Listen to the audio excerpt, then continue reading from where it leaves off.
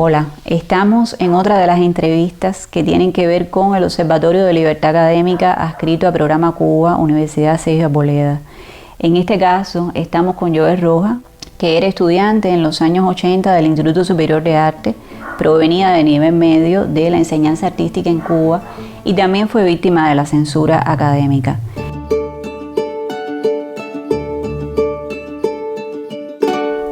Joel, bienvenido.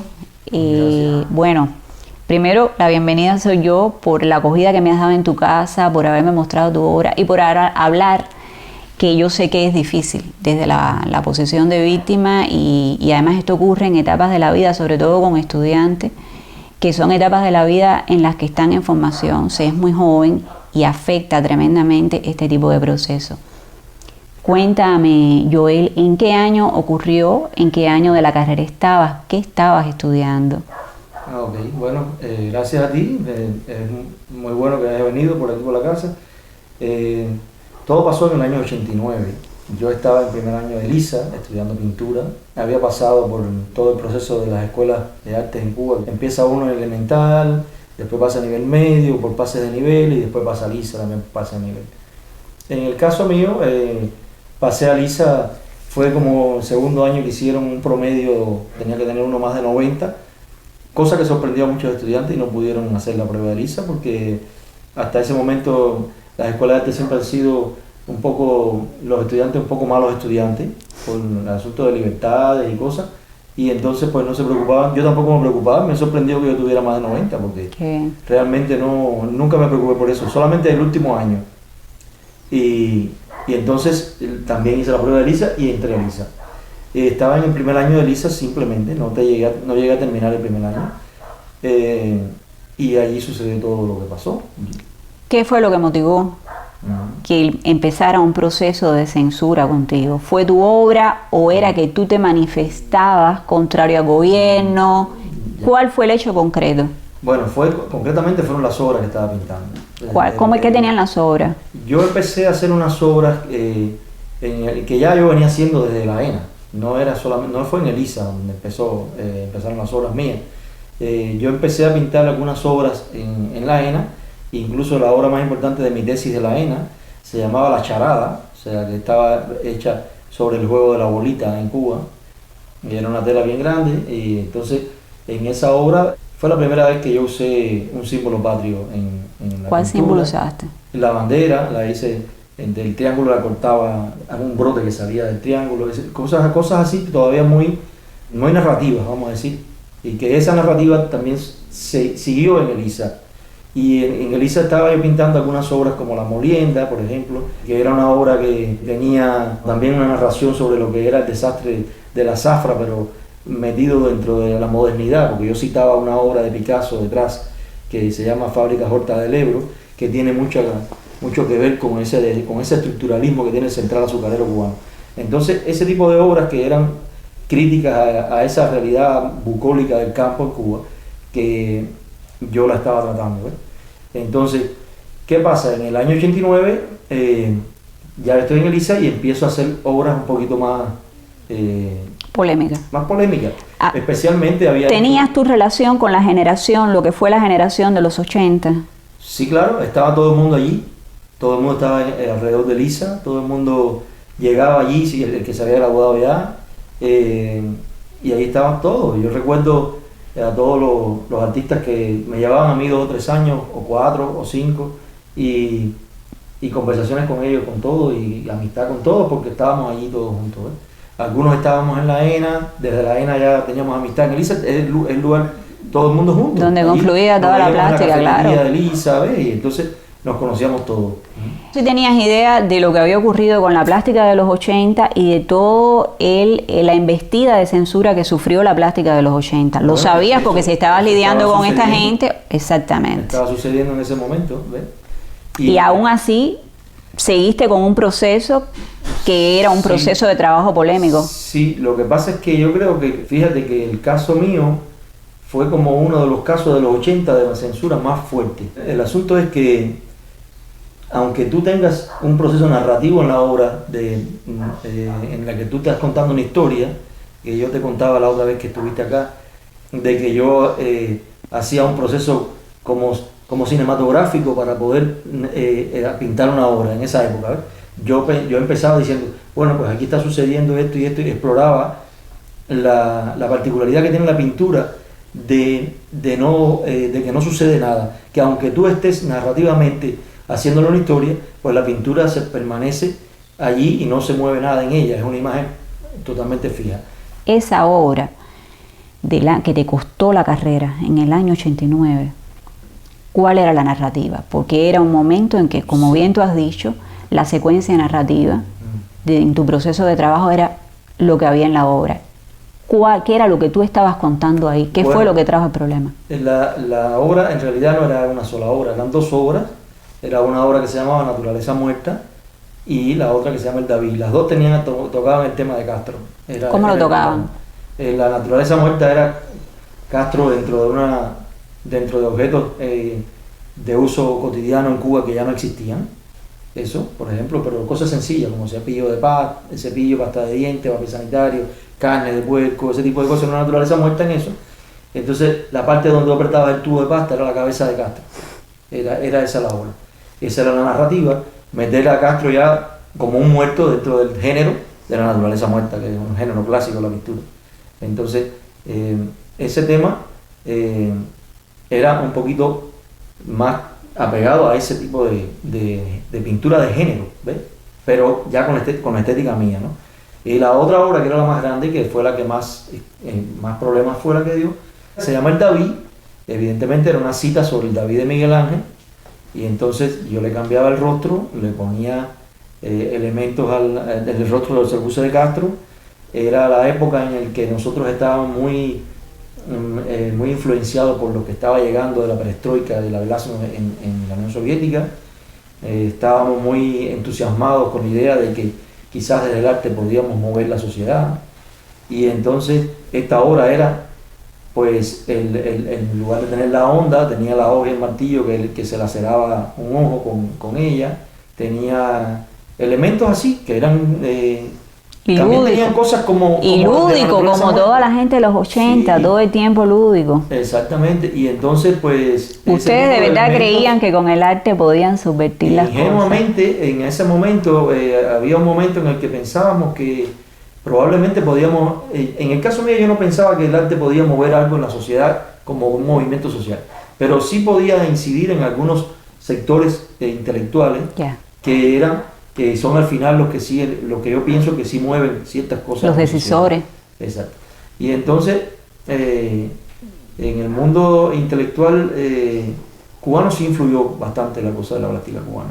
E incluso en la gente normal. La narrativa también venía porque recuerdas que había estado Gorbachev en Cuba, ¿no? Y entonces pues nosotros estábamos allí un día esperando a Gorbachev.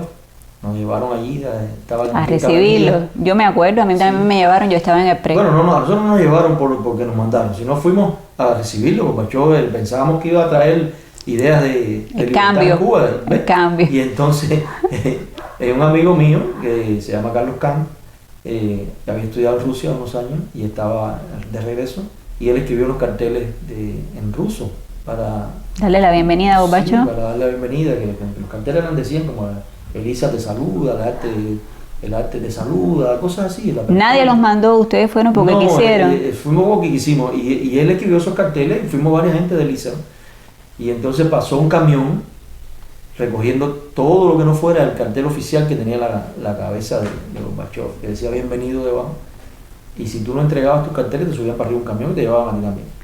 Y entonces ese hecho que yo se lo contaba a Carlos y él casi ni lo recuerda, para mí fue muy importante. Porque yo me di cuenta que cuando yo vi pasar al socio con Gorbachev, yo me di cuenta que nosotros teníamos a un Stalin joven aún y que nosotros no íbamos a tener... Que no era el momento. No, nosotros no íbamos a tener ningún tipo de lo que nosotros estábamos ilusionados con que iba a pasar. Y eso para mí fue un hecho muy, muy clave, muy importante.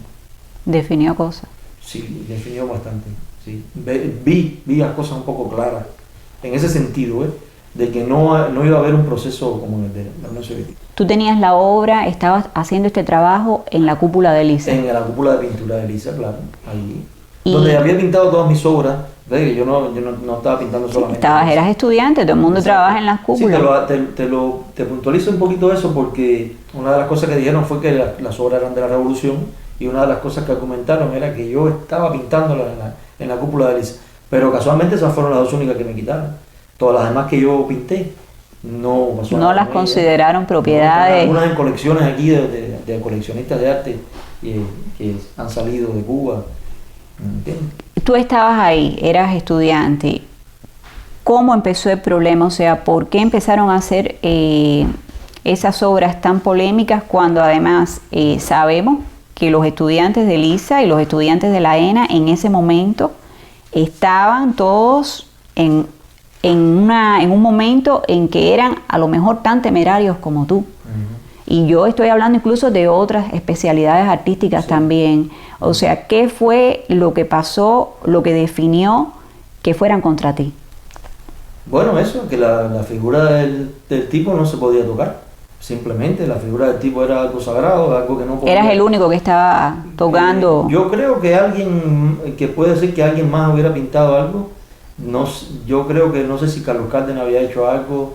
Es probable que sí, no tengo totalmente la cronología de que lo haya pintado, pero probablemente el Castillo de la Fuerza fue después de que ya yo salí, me parece. Y entonces, bueno, había como eso, ¿ves?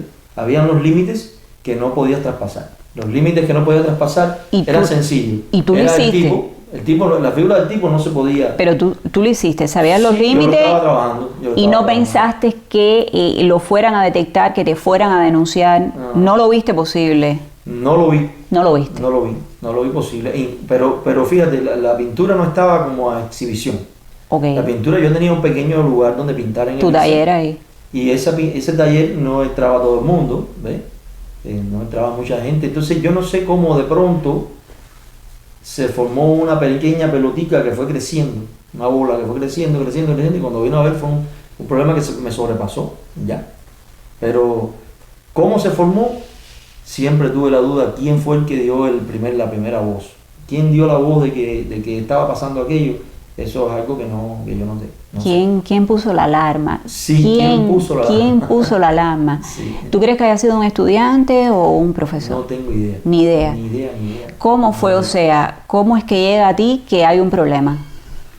Bueno, la primera vez que yo veo que hay un problema así serio fue cuando Flavio me llama un día. Flavio García me llama ahí mismo fuera de la cúpula y nos sentamos en uno de los muritos de los bancos ahí que hay en Elisa. Y allí fue cuando yo me doy cuenta que hay un problema, porque él me dice que estaba pintando unas obras que habían sido vistas por algunas personas, que ya no estaba en la facultad. Él era profesor de la facultad. Él era el jefe de cátedra de pintura de Elisa en ese momento. Exactamente, me dice que ya eso no estaba en manos de la facultad de pintura, que eso había pasado a otros niveles. Los niveles no me dijo cuáles, que habían estado gente en la escuela, habían visto aquello y que ya ellos no podían hacer nada. Eso fue lo que me dijo, que exactamente eso, que era muy temerario, más o menos. No me dijo temerario, pero me dijo algo así. Me dijo que él no podía hacerse responsable sobre eso, que tenía familia, eso me dijo también. Cosa que yo interpreté como algo mal en aquel momento, pero después con los años fui curando y fui viendo que él realmente no podía hacer más nada. O sea, no tengo ningún tipo de culpa sobre él, ¿ves? Simplemente, bueno, pues él me dijo así, y en ese momento fue que yo me percaté de que algo había empezado con eso. Y ese momento fue definitorio porque empezó entonces un proceso disciplinario sobre mí. Fíjate, no un proceso de cuestionamiento político sobre lo que yo estaba pintando. Empezó un proceso disciplinario, como que yo había cometido una indisciplina. Eso es lo que pasó. ¿Por qué? Porque parece que tenían el temor de que se fuera a convertir eso en un escándalo político, que al final se convirtió, se tuvo que convertir, porque era eso, ¿ves? A partir, después que Flavio habla contigo como jefe de departamento, tú eres citado, ¿cómo ese proceso transcurrió? Como te dije, tengo algunas lagunas mentales, de cronológicas sobre el asunto. Pero Sí sé que me citaron después a la rectoría y me informaron de que de que iban a iniciar un proceso disciplinario sobre mí, una investigación disciplinaria en la facultad. Me dijeron, creo en ese momento, que el presidente de la comisión disciplinaria iba a ser Adigio Benítez, que fue el que fue. Era el artista Adigio Benítez, un conocido artista, fue el presidente del consejo disciplinario que me iban a hacer. Y entonces, pues, en una de aquellas cosas que fueron pasando, alguien me dijo que me llevara la obra de Lisa, que me la llevara de allí de Lisa, para que no hubiera más problemas. No me recuerdo quién fue, si fue algún profesor o si fue algún estudiante. Entonces yo hablé con Tomás Esson, que es muy amigo mío, en esa época era mucho más cercano. ¿Qué Tomás? Tomás Esson. Y entonces, porque yo había vivido en su casa como un tiempo antes, en otro momento de mi vida, y entonces él me dijo que la llevara para su casa, la obra. Y yo la desmonté. Ya la otra obra la habían robado. Ya no estaba ahí en el taller. La otra obra no me dio tiempo de hacer nada con ella. La otra obra, la naturaleza muerta, esa me la llevaron inmediatamente. Entonces esa obra me dio tiempo de enrollarla, llevarme a la casa de Tomás. Entonces en casa de Tomás, él me dice un día, que fue por allá por Elisa, que había estado en la casa de él una persona que se llama Mazabala, una persona que yo no conocí nunca, pero el nombre sí me recuerdo. Parece que esa persona tenía algo que ver con el Ministerio de Cultura. Sí, un funcionario del Ministerio de Cultura. De Estado, no sé. Que había estado allí en la casa de él a ver la obra mía y que yo debía llevarme la obra otra vez a Lisa para terminarla, porque la obra estaba todavía inconclusa, que yo debía llevarme la obra otra vez a Lisa a terminarla y que allí se iba a hacer un proceso de discusión con la obra presente, con los profesores de Lisa, profesores de filosofía, con toda la gente que estaban implicados en la facultad. Y entonces, pues, eso fue lo que hice. Yo recogí la obra de casa de Tomás, la llevé, la remonté en el mismo bastidor que estaba y comencé a terminarla. Y la terminé lo más rápido que pude. Unos pocos días ya la tenía casi terminada porque no llegó a estar terminada. Cuando estaba casi terminada, un día llego a la cúpula y la obra no estaba. Ya la obra no estaba allí. Entonces, voy a la facultad y le pregunto creo que le pregunté a Villa que la obra que no estaba allí. ¿Qué Villa? José Villa. José Villa Soberón. Eres decano de la Facultad de Artes Plásticas en ese momento. Entonces, pues, me dice que la obra se la habían llevado porque la obra iba a estar presente en el Consejo Disciplinario, la reunión de análisis que iban a hacer con toda la gente de profesores de filosofía, estudiantes que iban a discutir teóricamente la obra, ¿ves? Y que por eso no estaba ahí, pero que la obra iba a estar. En ese análisis teórico, a ese análisis teórico tú estabas invitado. Sí, era parte como iba a estar el consejo disciplinario que me estaban haciendo y que la obra iba a estar presente, para discutirla allí presente con los profesores y que yo pudiera explicarme y tal. Y entonces ese fue el motivo que me dijeron que la obra no estaba, que la obra iba a estar presente allí, pero ahora mismo no estaba en la cúpula. Yo le dije que yo la obra no la había llegado a terminar todavía, ¿ves? Faltaban unos detalles. No, la vamos a poner allí ese día llegó y entonces cuando yo entré a la reunión aquella que al lado de la oficina del decano hay como una mesa de la propia obra, sí, redonda de cerámica, de cerámica igual, allí en ese lugar yo entro allí y estaba ya todo el mundo esperándome y cuando yo miro veo las paredes, no está la obra por ninguna parte. Incluso habían 3 personas vestidos con uniformes de Minin directamente, no habían más vestidos de civil supuestamente. ¿Aproximadamente cuántos miembros del Ministerio del Interior tú contaste ahí? Yo calculo que había como 5 o 6, no sé, habían 3 que eran con uniforme verde olivo, de esto de oficial del Minin. De Minin. No verde olivo de la FARC, del Minin. No, de oficial del Minin.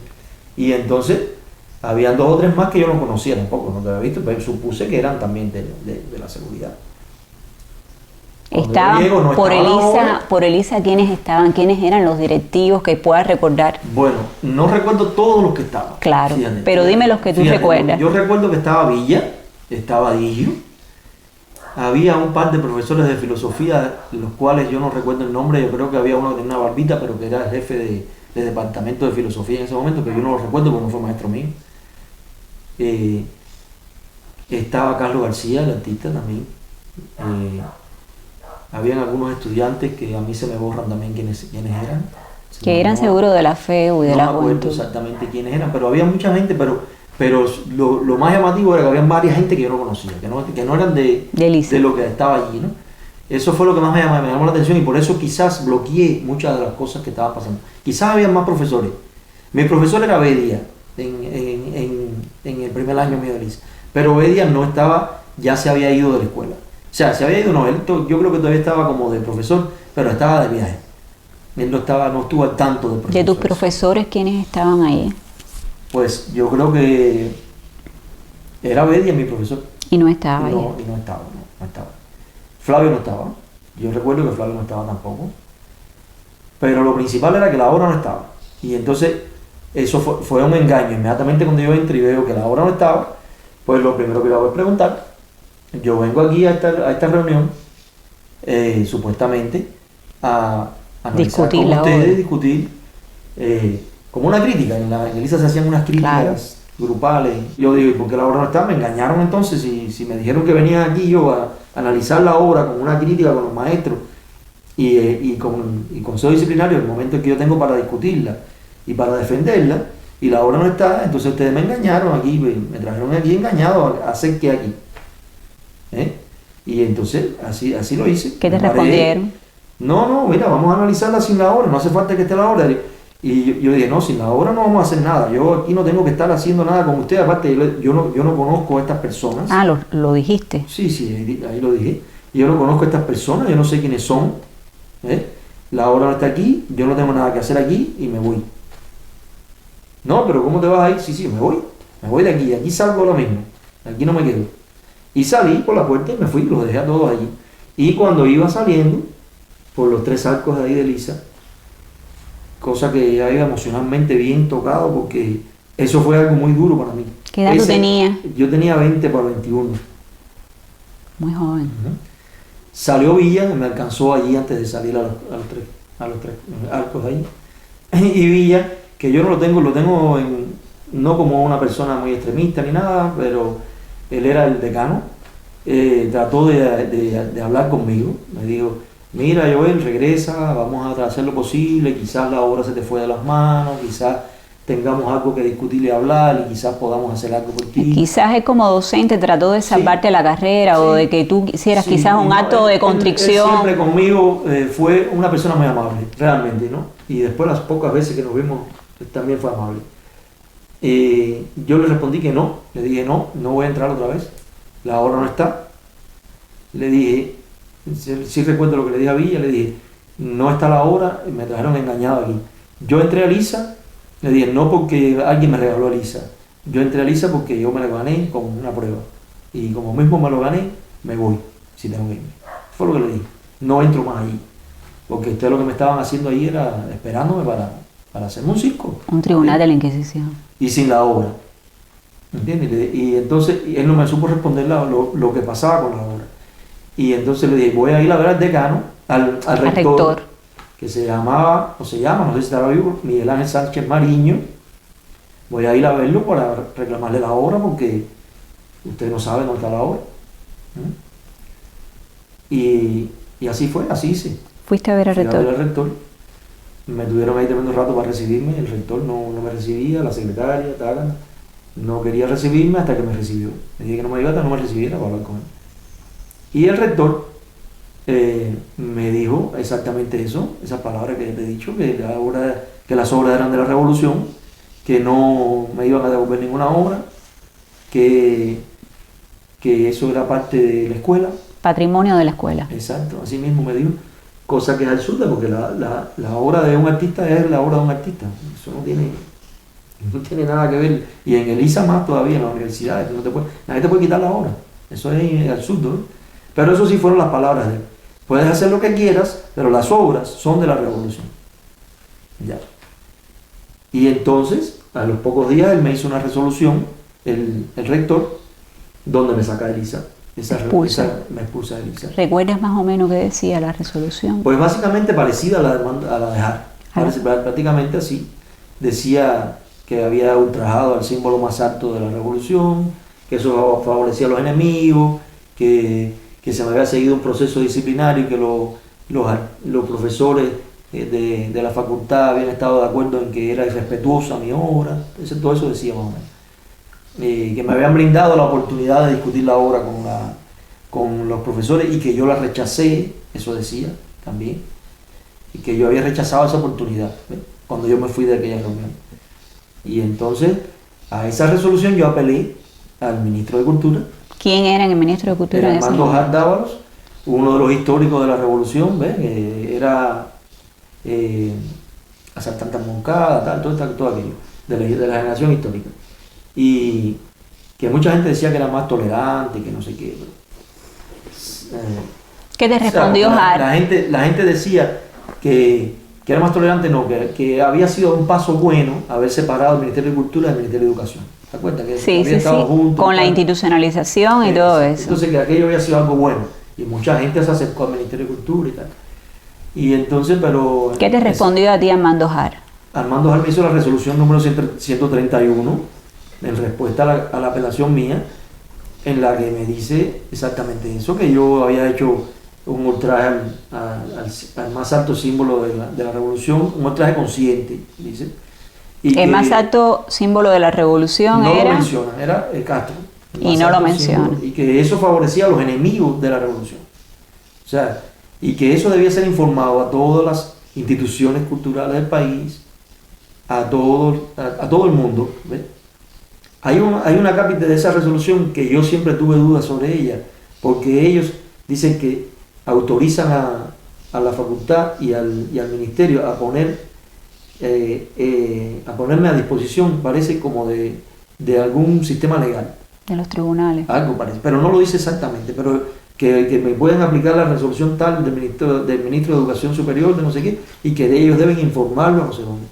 Pero yo nunca averigüé qué cosa era aquello, porque tendría que meterme a averiguar qué eran las leyes esas y tal, y no tenía ni cabeza ni me interesaba. En esa resolución, por lo que tú me estás diciendo, también te dejaban fuera, no solamente de la academia, no solamente el sistema de enseñanza artística, sino que te dejaban fuera de la institución cultura, es decir, el sistema de galería. ¿Cómo es la cosa?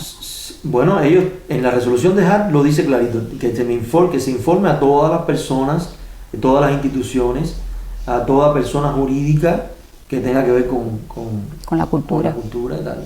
Eso lo decía ella. Y cosas que yo padecí bastante, aunque después pude acceder a una pequeña cosa, que fue hacerme del registro independiente del creador. Del registro del creador. Ajá, en los años 90 y pico lo pude hacer.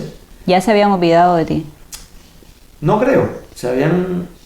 Me tenían como latente por allí. ¿Ves? Yo era como un zombie en La Habana. Joel, ¿y tus compañeros de estudio? Bueno, ¿cómo reaccionaron con lo que a ti te pasó? Tengo también cierta poca memoria de todo el mundo, ¿ves? Uh-huh. Pero tenía buenos amigos y de pronto yo me quedé como casi sin amigos. Es la realidad. Muy pocos amigos. Me pasé mucho tiempo después sin ver otra vez a los amigos. Cosa natural. Cuando uno se convierte en un apestado social, pues eso pasa. ¿A dónde te fuiste después? Me fui a mi pueblo. Bueno, me fui al hospital primero, porque se me presentó una obstrucción intestinal y me vi muy grave. Me operaron en la Covadonga, en el cerro, y de ahí salí convaleciente a recuperarme a mi pueblo. Salí muy ¿No mal. hubo ningún problema en el hospital? En el hospital estaba mi madre conmigo permanentemente, y en la puerta de la habitación donde yo estaba casi siempre había alguien de la seguridad del Estado. Mi madre es la que sabe bien, porque yo estaba prácticamente inconsciente, yo casi me muero. Y mi madre tenía a veces que apartarlo, pedir permiso para poder entrar. Estaban ahí en la puerta. Todo el tiempo que estuviste en el hospital estuviste Yo creo que custodiado sí, por que la casi todo el seguridad del tiempo Estado. estuve ahí custodiado, sí. Una vez que tú sales del hospital Sí, te vas voy para Remedio. Voy para Remedio y ahí en Remedio me paso poco tiempo, unos pocos meses me pasé en Remedio. Cuando tú llegaste a La Habana, Mantilla, ahí tampoco pudiste retomar el contacto con tus compañeros de estudio, con el mundo del arte, aunque sea de una manera extraoficial. No mucho, pero también eso era responsabilidad mía también. Yo hice como un bloqueo de que no tenía ganas de acercarme más, como que me costó eso. ¿Dejaste de pintar? No dejé de pintar, Ya. no dejé de pintar, eso fue fundamental. Incluso en los años 90, los primeros 90, 91, 92, 93, yo pinté bastante, que eran los años, los primeros años que pasaron el hecho de...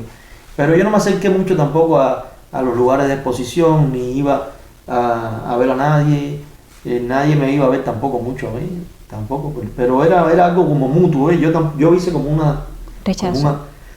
Como un alejarme. Joel, déjame, ¿de qué tú viviste? Porque de haber sido un estudiante, de no poder comercializar tu obra, me imagino en ese momento, no poder enseñarte mucho, ¿de qué viviste ese primer tiempo? Bueno, el primer tiempo me fui a pescar. Yo de niño pescaba, me compré una cámara, en Cuba eso es muy común verlo en el malecón, pescadores que salen por el muro en una cámara, y yo, como soy pescador y me gusta tanto, dije, pues eso es lo que voy a hacer, no tenía otra cosa que hacer. Me compré mi cámara y me tiraba al agua una noche sí, una noche no, pues se tiraba de noche, siempre. Y así estuve como un año pescando. Y medio, pescando, salía con una pesca, vendía en el malecón los pescados que cogía. Si no cogía mucho, pues no vendía nada. Si cogía y no se vendía, me lo llevaba y comía. Y así viví un poco de tiempo hasta que, ¿recuerdan las ferias de la catedral? Claro. Los sábados, en la plaza. Pues ahí caí. ¿Cómo caíste ahí? Fui por allí y conocí a una persona que tenía una licencia para vender. Y entonces pues hablé con él y le dije que yo era pintor, que sabía hacer artesanía y tal. Y ahí fue, vaya, una cosa increíble. ¿Y cómo yo empecé a trabajar con él ahí, ¿qué hacíamos? Estábamos al lado del patio y entonces... ¿De restaurante al patio? Del restaurante El Patio, al lado acá, frente a una galería que se llama Víctor Manuel, en el mismo rinconcito, ahí estaba la mesa. Pero estaba cerquitica del Callejón del Chorro, del taller de gráfica. Cerquitica. Y no ibas ahí, no te veían los plásticos, porque los plásticos siempre estaban ahí. Yo iba muy poco ahí, la verdad, muy poco. Alguna que otra gente pasaba y sí me saludaban, sí, incluso de mi grupo. ¿Verdad? Sí, de mi grupo de Elisa, ahí fue donde yo volví a tener contacto con ellos. Porque alguna que otra vez pasó Sandra Ramos por allí, que era de mi grupo, y ahí me saludó, siempre muy amable, me saludó bastante cariñosa conmigo. Y Ibrahim también pasó por ahí alguna vez, alguna gente. ¿Y volviste a pintar, empezaste a pintar para comercializar también ahí en la catedral? Sí, pero eso fue posterior. Estuve un tiempo, como 2 o 3 años con esta persona, con él, bajo la licencia de él, haciéndole artesanías a él ahí, y él me pagaba semanalmente. Y para mí aquello era una maravilla. Una maravilla. Todo eso entonces después abrieron para dar nuevas licencias, yo me fui a la cola, me dieron una licencia. Y te dieron una licencia. Ajá, sí. No sin antes, a mí me citaron como 2 o 3 veces la seguridad del Estado, allí arriba del restaurante La Mina, a hablar conmigo, porque...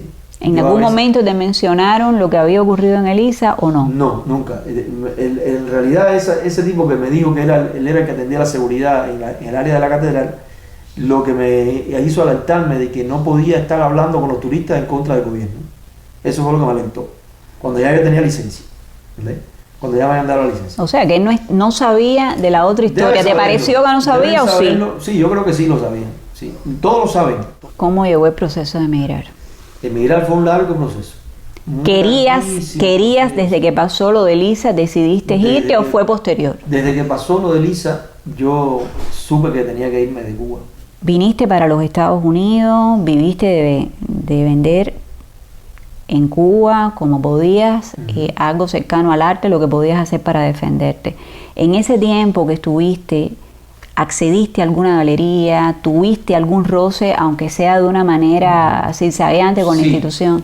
Con la institución exactamente no tenía ningún vínculo con la unidad ni con nada de eso, pero cuando habían salones, en Cuba hacían algunos salones colectivos, ¿ves? Después Toirá curó una exposición que se hizo en el año 98, se llamó How Much, que era un homenaje a Antonia Iris.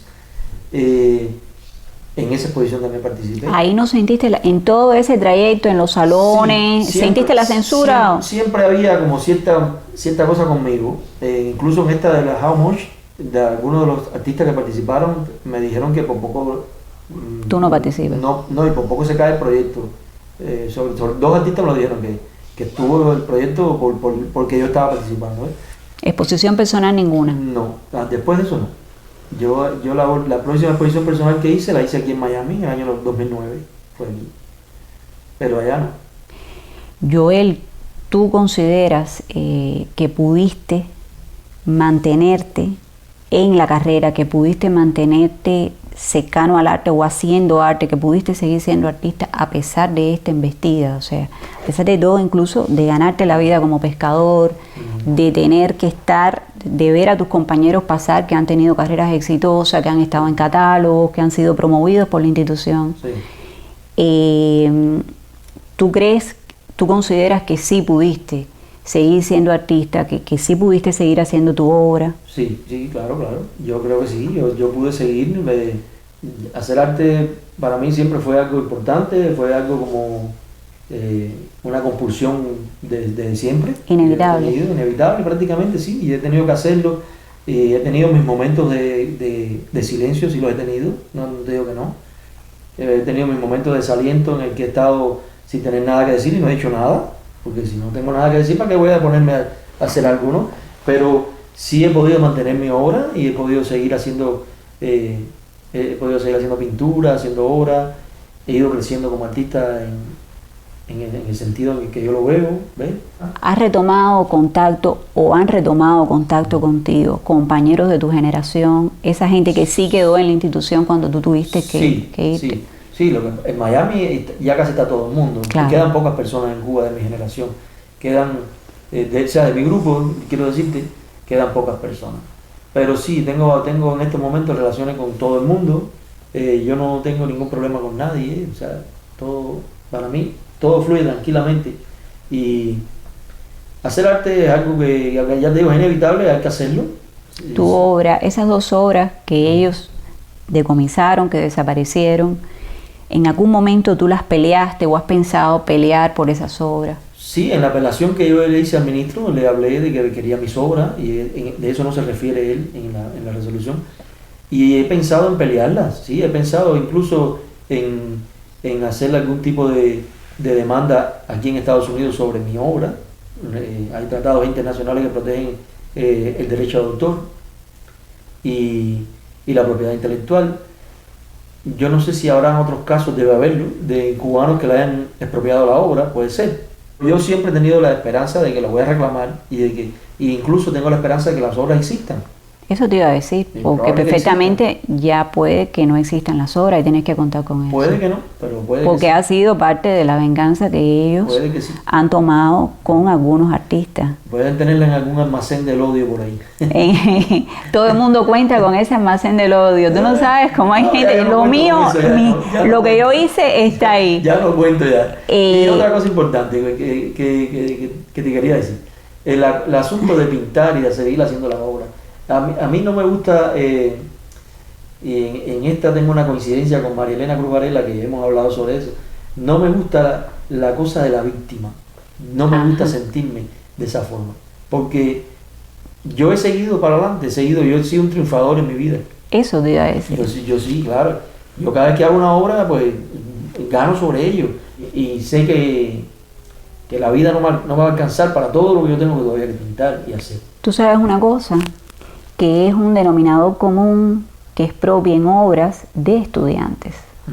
Es probable, claro. De estudiantes. Es la forma más indefensa que Exactamente. Cuando tú hablabas ahora de no sentirte víctima, de no caer en un proceso de revictimación, No, revictimización, claro que no. perdón, incluso, que eso es muy común también, Sí, y que uno, yo misma tengo, yo tengo que cuidarme de eso a la hora de entrevistar a personas que hemos sufrido este tipo de censura, este tipo de castigo, de medida punitiva, porque además pero el tema de no sentirse víctima es algo en lo que yo siempre trato de hacer énfasis, y afortunadamente con la mayoría de mis entrevistados, con la mayoría de los casos que estamos tratando, ese es un denominador común, o sea, todos se refieren, y yo lo he constatado, como personas que han vencido a la adversidad, que los han vencido a ellos, porque han seguido siendo. Claro, eso es seguro que es así. Y esa es la forma en que uno tiene que ver las cosas, porque lo otro no produce nada. Lo otro no produce nada. Tú te quedas anclado en esa realidad y en esa realidad que ellos construyen. Exactamente, y tú no eres eso, tú sigues, tu vida sigue. ¿Qué tú pudieras decir? Porque ya con esto que has dicho le respondiste a los censores, aunque no haga falta responderle, pero a los artistas que están en formación, a los estudiantes ahora mismo del Instituto Superior de Arte, de las escuelas de arte en Cuba. Deben sufrir igual la censura, hay temas, me imagino que haya igual temas prohibidos, que hayan así, pero estamos en un momento ahora en el que las libertades son tomadas inmediatamente y proclamadas uno a otro, ¿me entiendes? Entonces es muy difícil para el régimen controlar, como en la época mía, ¿no? Porque las personas ya tienen más independencia para poder mostrar su obra incluso con un mensaje a cualquier persona en el mundo, ¿entiendes? Entonces ese tipo de realidad crea una nueva realidad para el estudiante.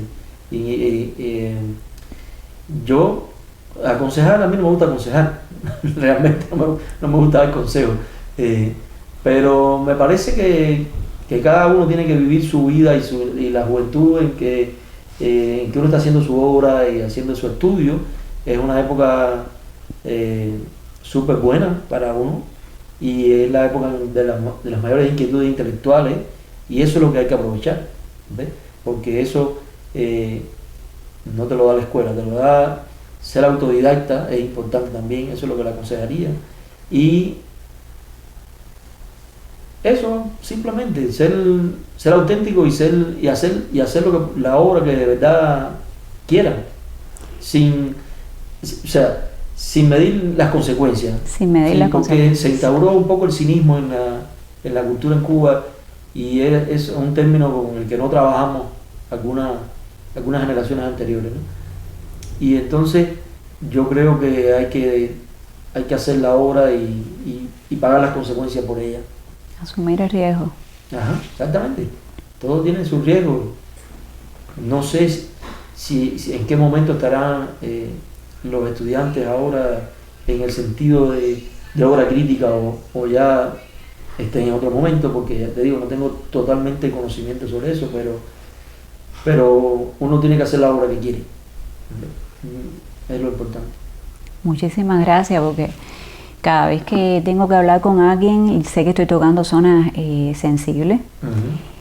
Te lo agradezco muchísimo, porque lo que estamos haciendo, la construcción de memoria histórica, es garante de la no repetición. Y quizás una universidad de futuro próximo en Cuba sea una universidad donde no quepa la censura. A eso también es a lo que uno tiene que aspirar, a una universidad. ¿Cómo tú te imaginarías, por ejemplo, Elisa sin censura? Claro. Un laboratorio de libertad increíble, ¿no? Una cosa que es como debe funcionar. Y si alguna esperanza guardo un poquito, es de que nosotros que hemos perdido tanta la libertad en Cuba, total prácticamente, casi toda, el día que la recuperemos quizás seamos el país más libre del mundo, ¿no? A lo mejor. Nos ha costado tanto que a lo mejor. Sí. Y eso, si acaso hay alguna cosa que pueda suceder, y esperar afuera de eso. Muchísimas gracias, Joel.